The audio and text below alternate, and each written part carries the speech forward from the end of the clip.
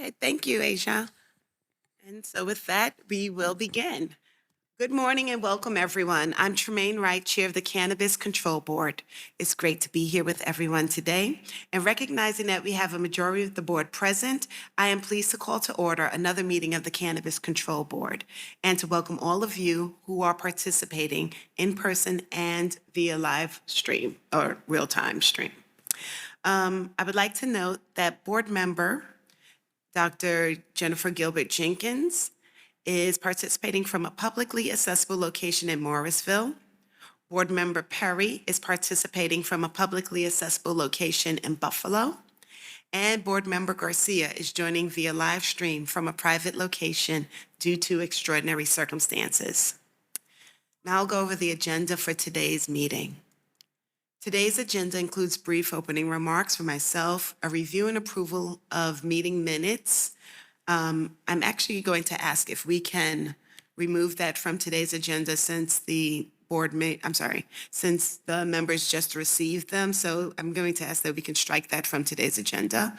Consideration of the adult use conditional cultivator relocations, condition of registered organization dispensary relocations, a consideration of registered organization dispensing and registered organization non-dispensing applications, the executive director's report, and a public comment on the items considered during today's meeting, and then we will adjourn.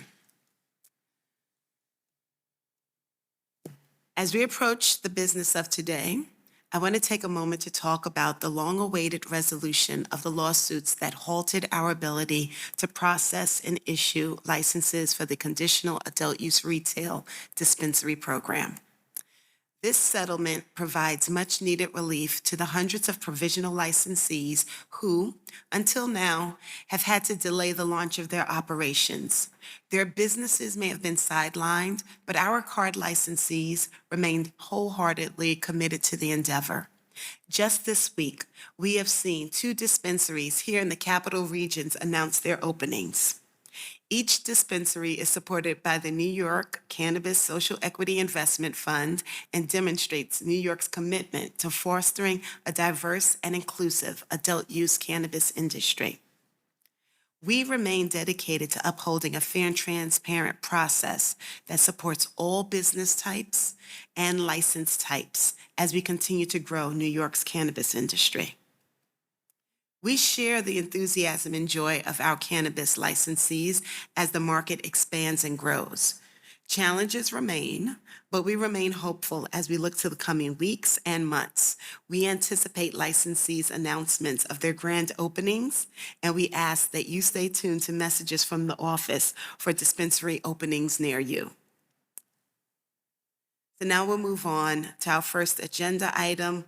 I've recently asked that we remove the minutes, so now we will move and that we postpone that until our next meeting. We will have had an opportunity to review both the November 17th and the November 27th minutes. Therefore, we'll move on to our first resolution for today. May I please have a motion to consider resolution number 2023-46, consideration of adult use conditional cultivator relocations. I have a motion. May I have a second? Second. Thank you. I'll now ask our Chief Equity Officer, Damian Fagan, to provide a brief overview of this resolution. Damian. Thank you, Madam Chair. I am filling in for Chris today, who could not be with us. This resolution would allow the conditional cultivators to move locations in accordance with the cannabis law and our adult use regulations. Now that our regulations are in place, these relocations require board approval. All relocation submissions have included all required documentation, and the office is recommending approval. Thank you. I'm happy to answer any questions you may have. Are there any questions from the board?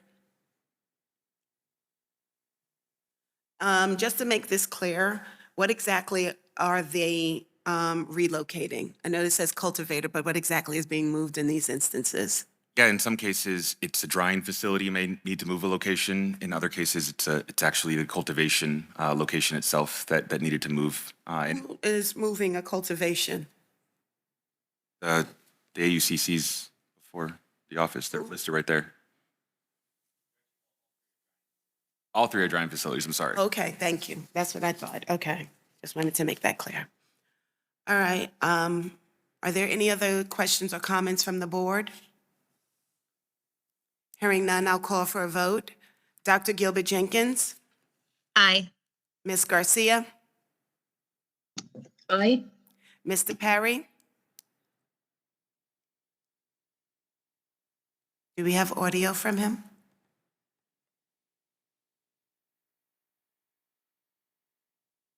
Or do we have a motion? Anybody? I see him. If he can just give us a thumbs up, then we'll be able to move from that. I did just see a motion, okay. Ms. Knight? Aye. And I vote in the affirmative as well.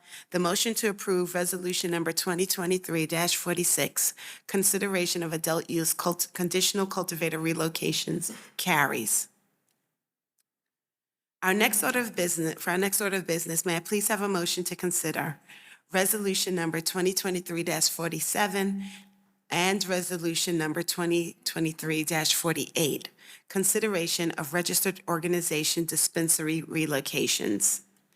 May I have may I have that motion? So moved. Thank you. May I have a second? Second. We have a motion and it's been properly seconded. Okay, so let me just explain. If approved, these resolutions would allow both Fiorello Pharmaceuticals Incorporated and Sativa Medical LLC to open their fourth medical dispensing facilities.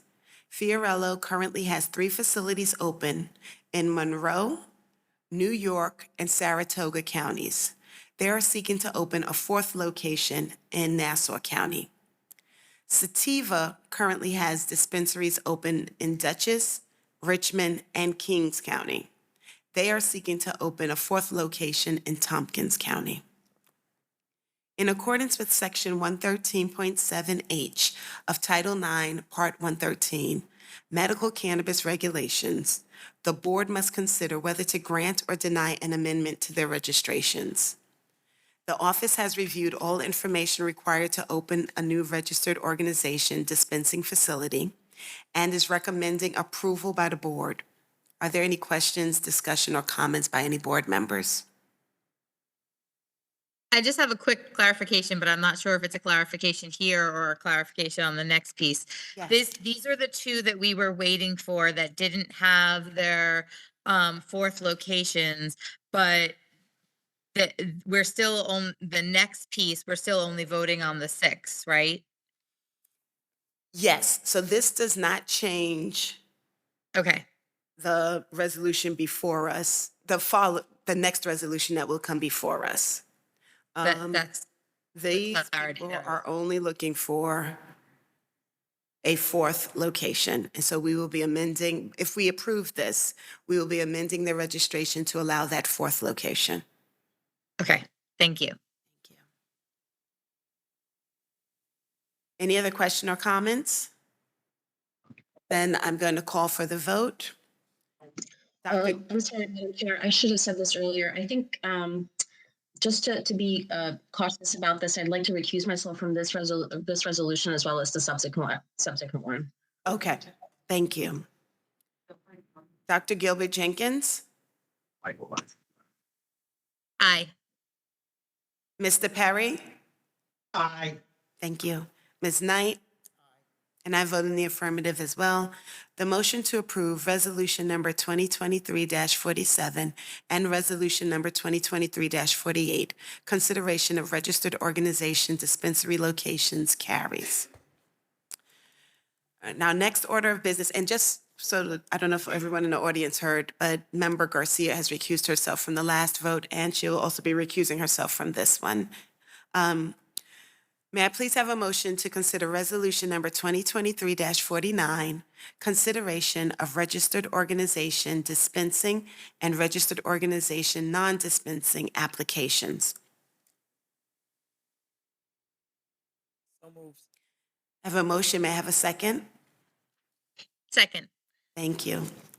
I'll now ask Damian Fagan, our Chief Executive Equity Officer to please provide an overview of the consideration of registered organization dispensing and registered organization non-dispensing application. Thank you, Madam Chair. As you are well aware, the transition of registered organizations to be able to participate in the adult use market is spelled out in the cannabis law and our corresponding regulations. The registered organizations being considered today have submitted the required materials to transition, including a community impact plan, medical patient prioritization plan, and an energy and environmental plan. The office has reviewed this information and determined it sufficiently meets the requirements in the regulations. If approved, ROs who submit the required licensing fee will be able to begin co-locating adult use sales at a medical dispensary beginning on December 29th, 2023. We are excited to have registered organizations enter the market while continuing to prioritize and expand offerings to medical patients in the state of New York. I'm happy to answer any additional questions you may have. Thank you. And just to make it clear, before I speak, I just want to ask, are there any questions or comments from board members? So, we were given checklists that show that each of the organizations submitted information for each of the checkpoints, but we weren't given any information about that. So, I feel a little bit like I'm being asked to give a rubber stamp because I don't have any information to back this up on. I'm just saying, okay, I see a list and there's a checkbox next to each thing, but what types of things are these different organizations proposing for their community impact plans? And what types of things are these organizations showing for their sustainability plans? I would just like a little bit more information. Sure, I can start with the impact plan, and John, you can kick to you for environmental. So my team reviewed the impact plans. There were standards that we laid out in the adult use regulations that these plans had to meet. They had to be measurable. They had to demonstrate an actual financial commitment with a dollar amount, and they had to engage local community organizations. In every case, these organizations had already previously, in many cases, engaged with their local community, but they had to actually articulate which target populations in neighboring counties or neighboring communities they were going to seek to support and help, how much money and financial resources and human resources they were committing to that work, and then measurable goals over time that they could track, that we could use to track progress. Because again, adherence to these community impact plans is a part of their renewal of their license. So these plans demonstrated all of those characteristics. There was a dollar amount. There were measurable impact targets that they were focused on, and they actually spoke to much of what was in the social and economic equity plan and the MRTA. So that a lot of these organizations are going to be working with individuals and communities disproportionately impacted. Now that those communities have been identified as of a few months ago, there are a lot of registered organizations who have facilities, whether they be manufacturing or dispensing, that are neighboring those communities. And so there's a lot of measurable goals outlined around workforce development, hiring, education, training, and partnerships with local SUNY and CUNY schools. Thank you, Damien. So two additional pieces. On the medical patient prioritization plan, really one of the things we're looking to see is some assurance, some guarantee that even as they may be expanding their operations into an adult use market, that there's not going to be an incident or context where the patients would see more limited access to products, or otherwise have the service that these registered. John, I'm really sorry to interrupt you, but can you maybe switch to a different mic because I'm hearing every other word? Sure. Thank you. Hopefully that's better. As I was saying, and please let me know if you can hear me okay, the medical patient prioritization plan was really intended to ensure that medical patients would not see any kind of degradation in access or service, even as these organizations began to support the adult use market. We saw, the organizations proposed doing that in a variety of ways. But I think a critical element here is ensuring that there would be sustained stocks of product that would be kind of available, dedicated, and would be reserved for the medical patients, even as they expanded their capacity to serve the adult use market. That was critical. On the environmental and sustainability side, these organizations had clearly spent time thinking about how to ensure that they're building kind of sustainable organizations as they grow. And so everything from the sustainability of their packaging, hyperrecyclability, capturing kind of waste both in their organizations and capturing post-consumer waste, and in their production side, in the production facilities, an incredible degree of focus on energy and resource efficiency, which lines kind of perfectly well with the environmental program that we're trying to build here. I think we're going to end up seeing as part of our broader environmental and sustainability initiatives here, some of the most efficient organizations in the country. Thank you.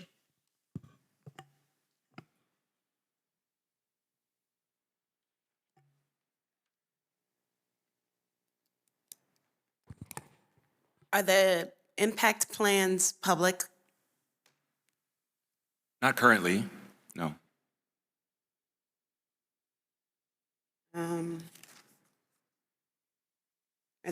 So I guess I'm just going to make sure that have a clear understanding. We're considering Columbia Care, which wants to open their first adult use space in Brooklyn, New York. Curaleaf wants to open in Newburgh, New York. Etain LLC wants to open in White Plains, or rather they're going to co-locate, I should say, not open. New York Canna LLC, Farmingdale, New York, PharmaCann, New York, in Albany. So those are the locations where we're considering authorizing these entities to begin co-location so that they can have adult use sales in those spaces. Okay.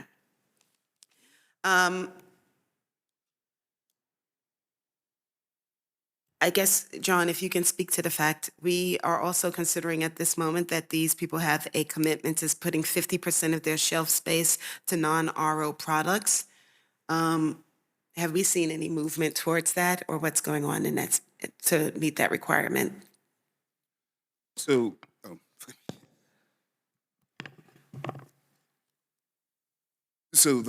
I know, and we have it on good authority, that the ROs have began engaging with the adult use conditional cultivators and adult use conditional processors to start establishing those business relationships, to start purchasing those contracts. Given that they haven't received approval yet, I think there's been hesitance to kind of go out and secure all of this product yet. But this is absolutely one of the things that is mission critical for the advancement of this. So there's clear understanding both on our producer side and amongst the ROs that 50% threshold will be a requirement as we get through to them beginning their operations. And it's certainly something that we will be able to request and monitor over time.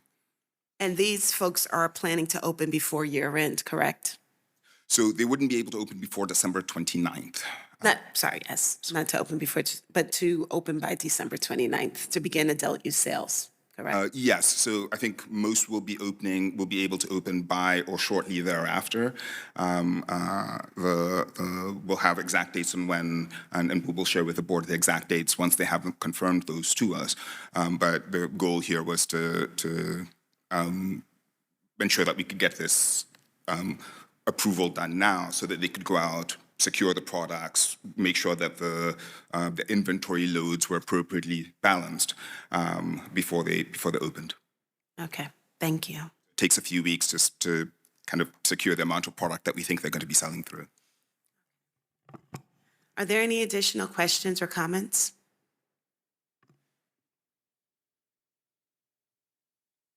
Hearing none, I'm going to call for the vote. Dr. Gilbert Jenkins? Aye. Mr. Perry? I abstain. Ms. Knight? Aye. And I'll vote in the affirmative as well. The motion to approve the resolution number 2023-49, consideration of registered organization dispensing and registered organization non-dispensing applications carries. We'll now go to our Chief Equity Officer for the Executive Director's report. Damian. Thank you, Chair Wright. Photo.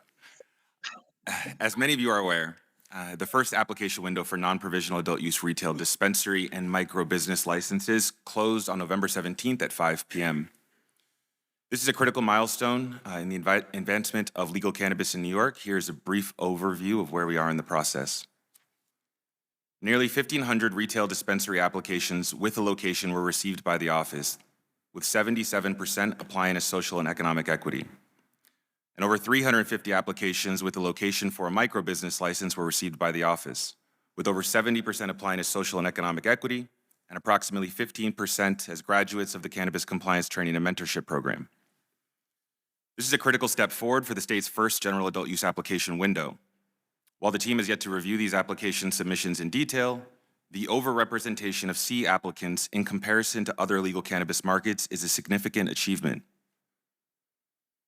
The rich diversity of applicants we received affirms that when a legal market establishes a licensing application system that is equal parts accessible and affordable, and combines that with a deliberate and extensive public outreach campaign and comprehensive application support, a representative and diverse pool of entrepreneurs can take advantage of real opportunities in this emerging market. As a result, we are well on our way to meeting the statutory goal of the MRTA of issuing 50% of adult use licenses to social and economic equity applicants. We are truly on the verge of establishing the most equitable, diverse, and representative legal cannabis market in the country to the benefit of the state and adult use consumers alike. Just yesterday, OCM completed the randomized queuing process for the non-provisional retail and micro business applications in collaboration with the New York State Gaming Commission and KPMG, an auditing firm chosen to oversee the entire process. The randomized queuing will determine the order in which applications are reviewed. Each applicant was assigned a number that will determine the order in which their application will be reviewed, using the Pick 4 lottery numbers as a seed for a random number generator.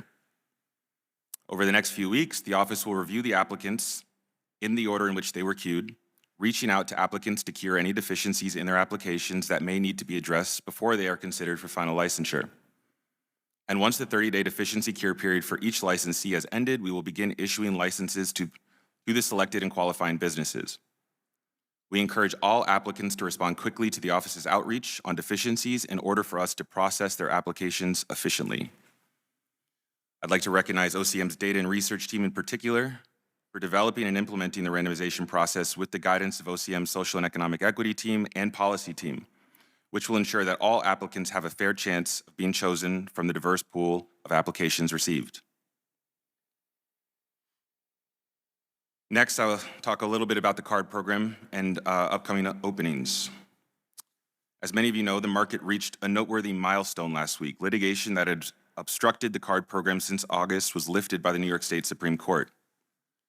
This will enable the office to resume the review and processing of your post-selection applications, thereby facilitating the opening and commencement of sales at your retail dispensaries. Having concluded this legal challenge, we are very excited to resume the work of advancing the card program. We feel honored to continue working with those who have been impacted most by cannabis prohibition to shape this new chapter in New York's cannabis history. Many of you are aware that dozens of card licensees were on the verge of opening their doors prior to the injunction. On Monday, and in accordance with the card regulatory requirements, office staff began issuing final license certificates to those who had completed all licensing and compliance requirements, including on-site inspections. We have already issued half a dozen final licenses and have many more to go. Store openings are coming. Just yesterday, we saw the grand opening, 2 women-owned card stores in Potsdam and Troy, welcome development for New York's adult consumers in those municipalities which now have their first adult use stores. Following today's board meeting, many of us will head over to Central Ave to celebrate the grand opening of Albany's first adult use retail dispensary. And by the end of the calendar year, the office anticipates bringing online over a dozen adult use retailers in the significant consumer-heavy communities of Rochester, Mount Vernon, Brooklyn, Long Island, the Bronx, and the Upper East Side. I hope to attend as many as possible to celebrate all of these incredible and resilient entrepreneurs and their new community-based businesses. As the new year approaches, the office will begin post-application review and scheduling on-site compliance inspections for card licensees who have completed the necessary requirements and are ready to open their doors. Between the non-provisional adult use applications and the card licensees, we are quickly building a statewide market, and to New York's consumers, we say legal cannabis will soon be coming to a city or town near you. I will now turn it over to John Kugia, our Director of Policy, for an update on the Cannabis Growers Showcase program.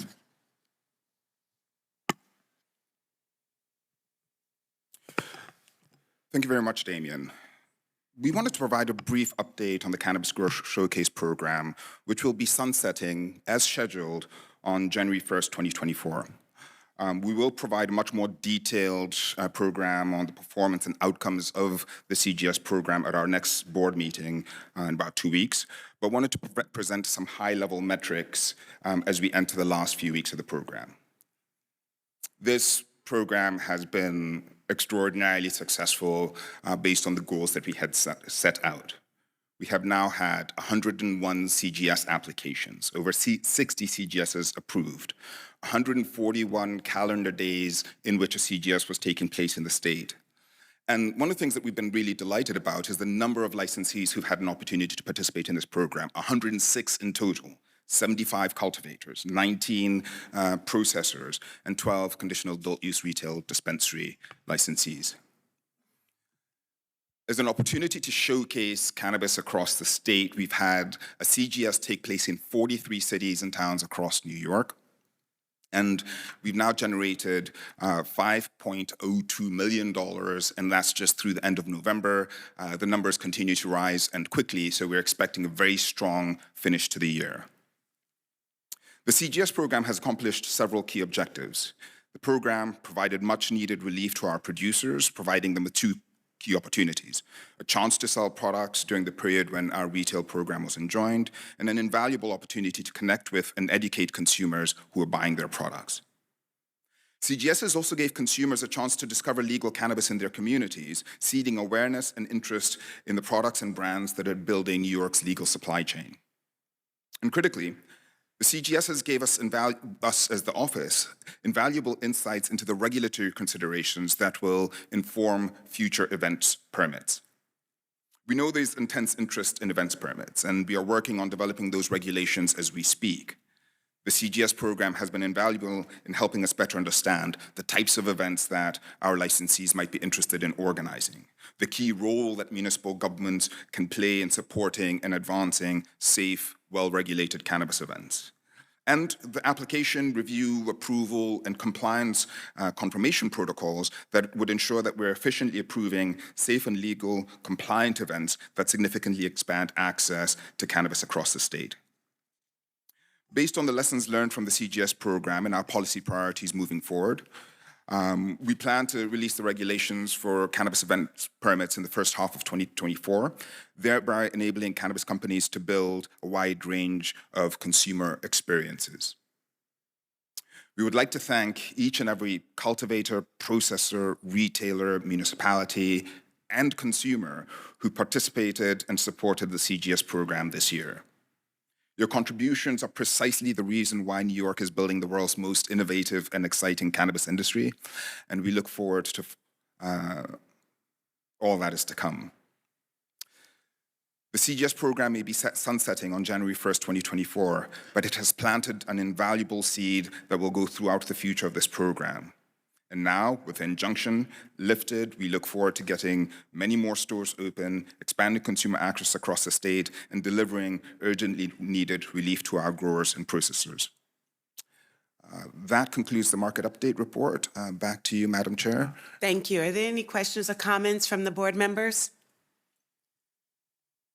I just want to say that I, with looking at all of the applications that we're getting, I remain concerned about the very small number of applications that we are considering granting, and that I feel strongly that we need to increase those numbers.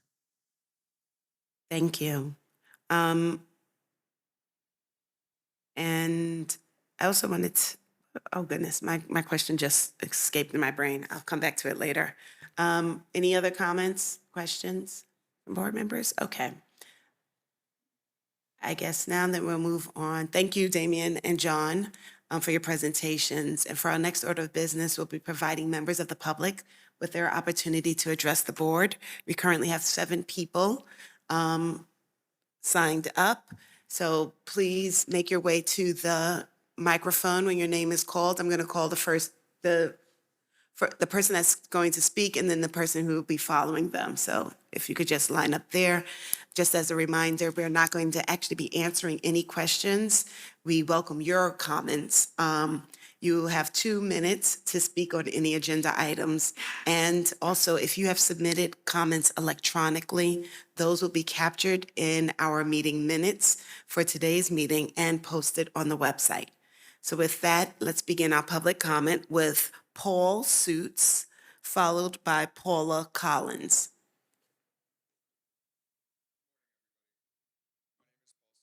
My brother Matt, we have developed an incredible dispensary in Cortland, New York, just a 90-second drive off of Interstate 81 called Lake House Cannabis. I'm not here to complain despite facing a prolonged license review process for almost 2 years and investing over $1 million.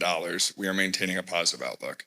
Recognizing the crucial role of the Office of Cannabis Management in shaping the future of the cannabis industry in the state, I'm here to underline that we just need a license. Our team has worked tirelessly to build strong relationships with legal cannabis brands in the state and are eager to contribute positively to the community. All we need is a license. There's a steady stream of inquiries from community members, local elected officials, along with those seeking job opportunities, all eagerly awaiting our dispensary's opening. They all ask, when will you be open? We are confident our store will contribute to the local economy by generating tax revenue for Cortland, supporting vital public services and infrastructure. We just need a license to provide legal and regulated cannabis access, especially considering the absence of legal dispensaries in the region from Syracuse to Binghamton, creating what can be described as a cannabis desert. We remain optimistic about the collaboration with OCM and envisioning a future where our dispensary serves as a model for responsible cannabis business practices in New York State. We applied as a card applicant, however, our justice-involved family member had his conviction dismissed. And even though we were a minor at the time, they were a minor at the time, and their arrest did have consequences in their life, we were unable to move forward with that program. We know 50% of all license types will go to C applicants. Please don't leave folks like my brother and I out of New York adult use cannabis program. You continue to voice the need for additional retail operations in order to stay in the market. Even though we are not C applicants, we have a strong social equity plan. We just need a license. Thankfully, the strict measures taken by the mayor, city council, and Cortland police have effectively prevented illicit stores from flourishing in Cortland, setting it apart from the other areas in New York State. Lake House Cannabis can provide our region with a quality and safe experience to purchase quality and safe cannabis. We just need a license. I'd like to end with a quote from Chris Alexander. The number one remedy for the problem of these illicit shops is getting more legal businesses open. New Yorkers want to know where their products are coming from, and they want to know they can rely on safe, trusted, and locally grown cannabis when they walk into one of our legal dispensaries. We can help, but we need a license. Thank you for your time. Thank you. Paula Collins, followed by Zamia Lewis. Thank you. I'm Paula Collins, a cannabis tax attorney. This is definitely an exciting time in New York cannabis, and I'm very happy that I have some card licensees who are moving towards opening, and I'm here in Albany for the opening of Capital District Cannabis and Wellness today, a soft opening and a grand opening later this month. It's been a long haul. I fully support the license market, but as we move into this new phase of our regulated market, I want to caution us to not forget about constitutional rights when it comes to compliance and enforcement of the unlicensed industry. Longstanding constitutional privileges like Fourth Amendment protections against search and seizure, Fifth Amendment due process, and Eighth Amendment protections against excessive fines still apply within the context of administrative law proceedings, even when applied against shop owners who are unlicensed or otherwise out of compliance. It would be tragic if New York enforcement agents acted unconstitutionally against a largely immigrant and first-generation population of shop owner, many of whom, by the way, are justice involved. And even more tragic if these unconstitutional acts were justified by needing to uphold card licensees, many of whom experience deprivations of the same constitutional rights and due process in order to qualify for the license. We need to break this cycle of injustice surrounding the plant And I believe OCM is sincere in that commitment. But our New York industry is fragile. We remain vulnerable. There is a persistent message from OCM and from the media that the unlicensed market has held back the licensed market. There can be no doubt about it. The slow rollout was not caused by the unlicensed market, but by policy and misstep. Not a single card licensee has been denied the privilege of opening because of an unlicensed shop. Not a single one. We could capture the tax revenues and thus fund community programs while simultaneously opening much needed markets to our state's cannabis farmers simply by creating a pathway by which the currently unlicensed shop owners have a time-limited opportunity to come in. Excuse me, Miss Collins, you're already over the 2 minutes. Thank you. You can submit it to us, though, in writing. Thank you. Thank you. Zamia, followed by Karen Williams. Can you hear me? Okay. Hi, good morning. I just want to thank you guys. It feels good to be in here with a different type of atmosphere where, we see smiles on everyone's faces and we're moving forward and CARD is able to continue. I'm not open yet, but I am hopeful that I will be open soon. So I just want to say thank you for your hard work and thank you for making it possible for me or us and CARD and everyone to continue on with helping build this industry. So thank you. Thank you. And Karen Williams, followed by Tiffany Ice. Oh, you don't? Thank you. Tiffany. Then we'll call Leanne Isom. I guess they're both gone. And Sam Spoon, our final speaker. Thank you. All right, that was quick. Hi, I'm Sam Spoon with SJM Handicraft Cannabis Company. I applied for a micro business license, and I'm very excited to have this opportunity. Cannabis has been a big part of my life. I grew up with the guilt, shame, and stigma of cannabis use in my community. I come from a small community, and to have the opportunity to come back and show how positive cannabis can be. I'm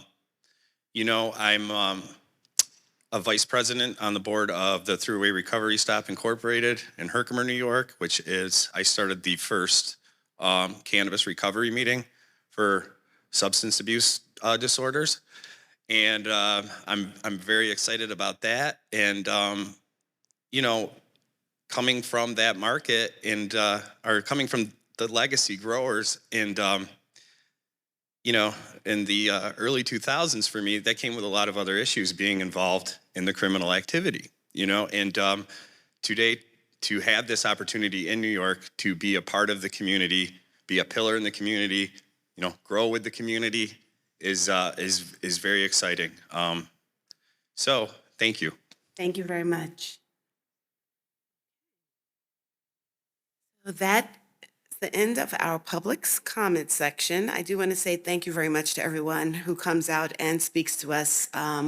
It's really important that we hear from you. It gives us an opportunity to better understand all of the concerns and issues through your lens and your vision. And it helps us to make changes and to address the concerns and the work that we are tasked with.